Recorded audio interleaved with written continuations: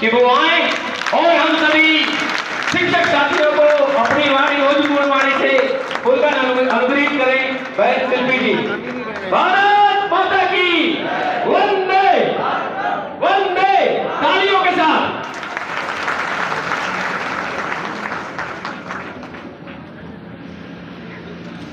सम्मानीय मंच, अब मैं सारे मंच पर विराजित समस्त संगठन से और एकता का जो प्रतीक हमें टीकमगढ़ की इस मंच से दिखाई दे रहा है, पहले मैंने सोचा था कि मैं एक पदाधिकारी का नाम लूंगी मंच से, पर अब समय जो है वो बहुत कम है, तो मैं सबसे पहले यदि सम्मान देना चाहूँगी, शायद आज मैं प्रोटोकॉल को तोड़ भी रही हो सकती हूँ, तो मैं सबसे पहले इस मंच पर बैठे समस्त पदाधिकारियों को सम्मान देने से पहले इस मंच के सामने बैठे हुए मेरे भाइयों और बहनों को सम्मान देना चाहूँगी, जिनके कारण, जिनकी वजह से इस मंच पर बैठे हुए पदाधिकारियों का सम्मान बढ़ता है और इस मंच पर बैठे हुए या इस मंच से बोलने वाले अधिकारियों को हौसला मिलता है, ताकत मिलती है,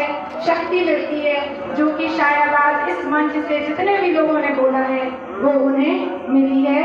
तो जैसा कि मैंने थोड़ा बहुत जो इतिहास पढ़ा है, उस इतिहास में मैंने देखा तो टीकम जो है वो श्री कृष्ण का नाम था और उस श्री कृष्ण के नाम से आपके गढ़ का नाम बना टीकमगढ़।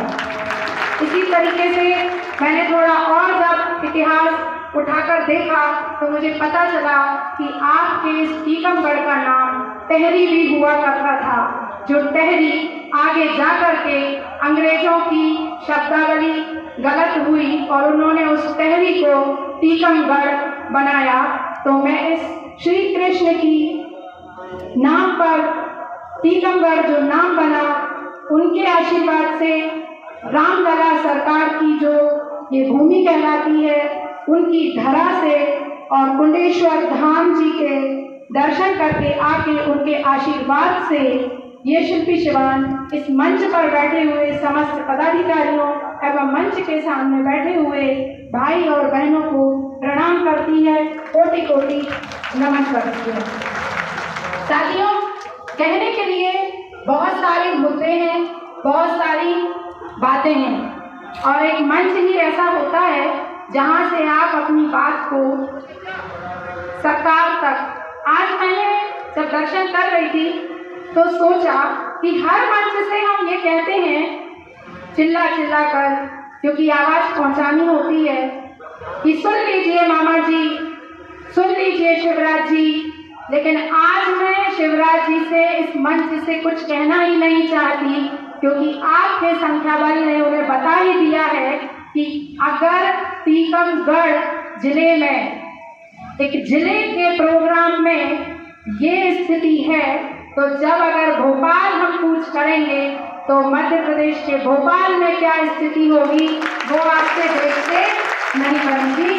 तो साथियों, अब मैं शिवराज जी से नहीं, आप सबसे कहना चाहती हूँ और आप जैसे बैठे हुए मध्य प्रदेश के प्रत्येक कोने पर बैठे हुए अपने अध्यापक भाइयों बहनों, और इसमें मुझे एक शब्द और जोड़ना पड़ेगा, अन्य विभाग के कर्मचारियों, मैं आप सबसे विनती और निवेदन करना चाहती हूँ कि यदि अभी भी आप इस एक माह में नहीं समझे या इस एक माह में आपने नहीं जान पाया, तो आप ये मान के चलिए कि आप अपने बुढ़ापे का सहारा, अपने बुढ़ापे की लाठी को कहीं ना कहीं खो देंगे।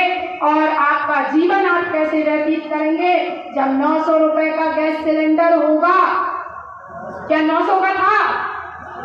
जब 200 रुपए के टमाटर होंगे, जब महंगाई पता नहीं कौन से आसमान पे छुएगी, उस बुढ़ापे में अभी हमारे कई ऐसे साथी होंगे जिन्हें ब्लड प्रेशर हो चुका होगा, जिन्हें शुगर हो चुकी होगी या जिन्हें हार्ट की बीमारी होगी, जिनकी दवाइयाँ लाने के लिए अभी तो पर्याप्त उनकी तनख्वाह है, पर अगर पेंशन ही हमें 700, 800, 900 और 1000 और 1200 रुपए मिलेगी तो हम कैसे अपनी बुढ़ापे को निकालेंगे?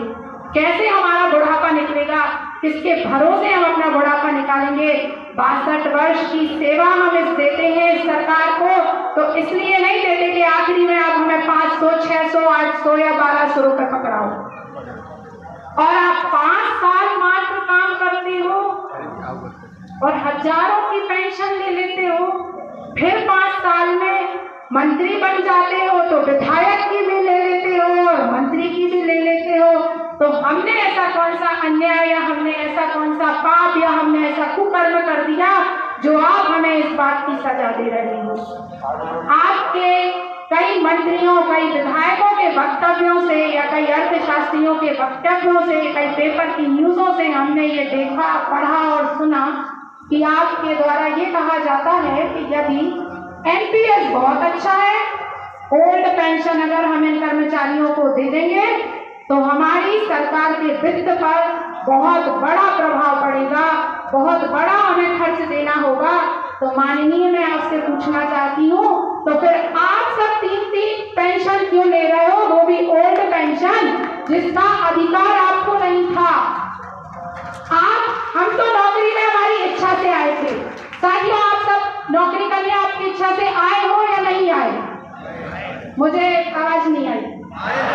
आए हो ना?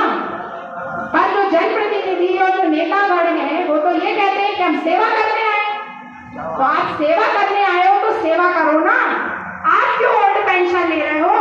आप क्यों भत्ते ले रहे हो? आप क्यों सैलरी ले रहे हो?